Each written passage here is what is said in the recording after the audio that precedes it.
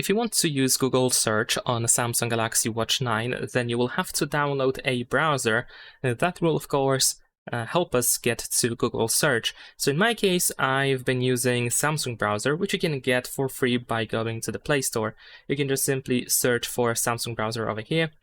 So you can just type Samsung browser or browser, and in both cases it should be fine. There we go.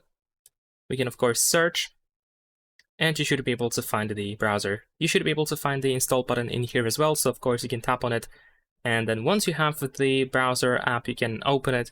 And in the case of Samsung browser app, we immediately have the Google bookmark, which is of course very useful. You can just go to Google over here, and there we go. Now we should be able to search for pretty much anything you might want to search for in Google. So let's say if I type Wikipedia, if I manage to actually type it here,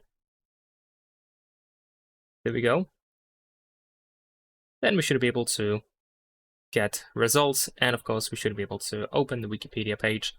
And that's pretty much it. Leave a like and subscribe.